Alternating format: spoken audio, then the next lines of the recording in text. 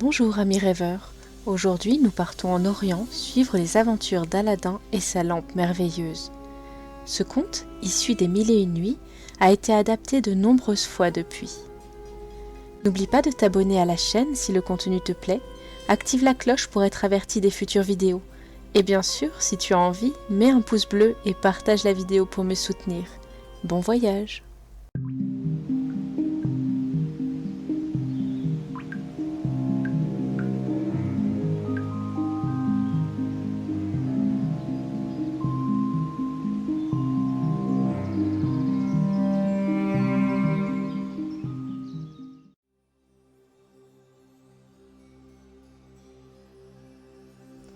Dans les solitudes de l'Afrique, vivait jadis un puissant magicien qui possédait un anneau magique.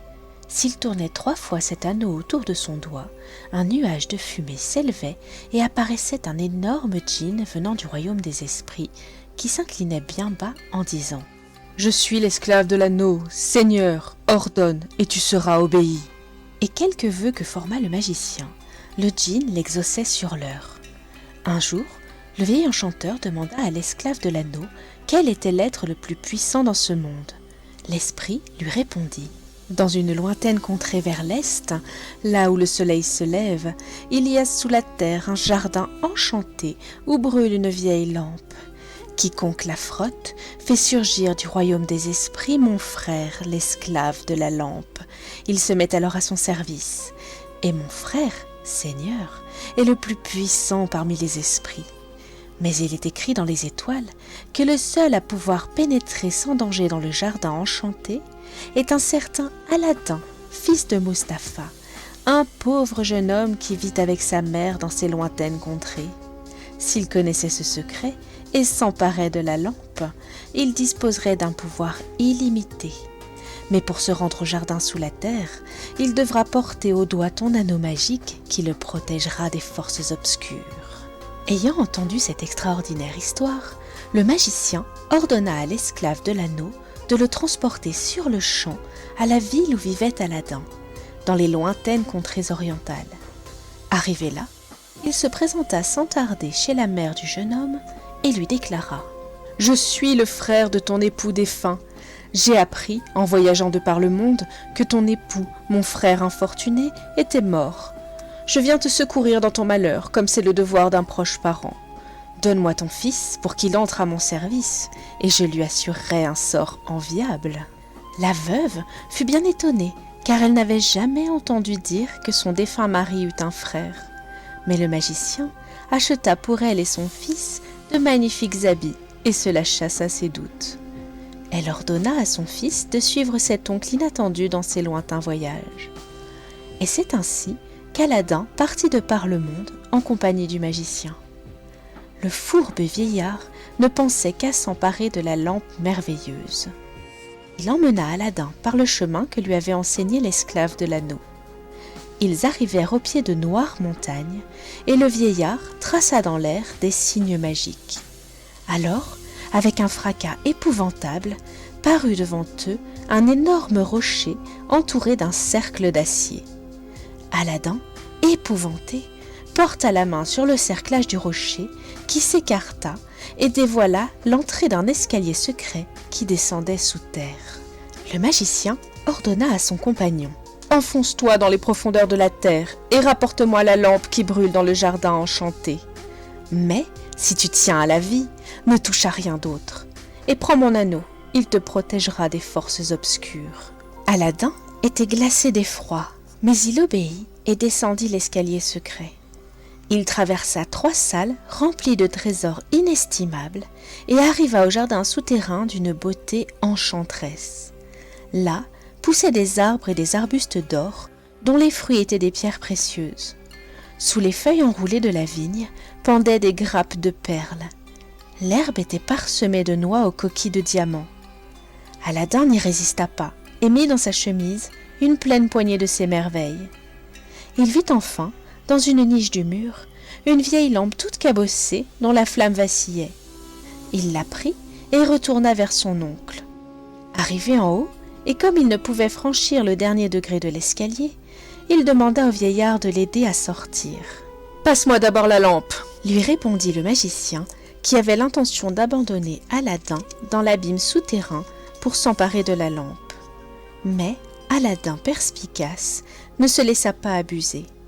L'astucieux vieillard lui prodigua en vain d'abord des promesses, puis des menaces. Aladin ne se dessaisit pas de la lampe. Alors, le magicien entra en colère, hors de lui-même. Il reboucha l'entrée de la grotte et, comme une noire tempête, retourna en Afrique.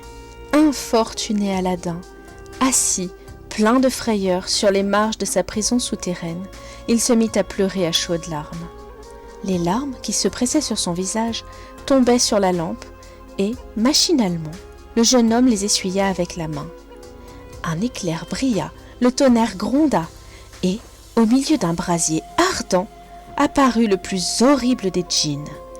Il s'inclina devant Aladin épouvanté et lui dit « Je suis l'esclave de la lampe, vénéré Seigneur, ordonne et tu seras obéi. » Dès qu'il fut revenu de sa stupeur, Aladin ordonna à l'esprit de le ramener chez lui et son désir fut exaucé en un clin d'œil. Avec quelle surprise et quelle joie la mère d'Aladin écouta le récit des aventures de son fils. À partir de ce jour, ils ne souffrirent plus jamais de la misère. L'esclave de la lampe leur fournissait tout ce dont ils avaient besoin. Aladin n'utilisa jamais le pouvoir magique de sa lampe pour commettre des actions mauvaises. Un jour, la charmante fille du sultan décida d'aller se promener en ville. Le puissant monarque ordonna que chacun détournât les yeux afin qu'aucun regard humain ne vînt souiller la céleste beauté de la princesse. Mais Aladin, caché derrière sa fenêtre, désobéit. À ce moment, la brise souleva le voile de la princesse, laissant voir son visage, et sa grâce bouleversa le cœur du jeune homme. Il pensa en son âme « Voilà celle qui deviendra mon épouse ».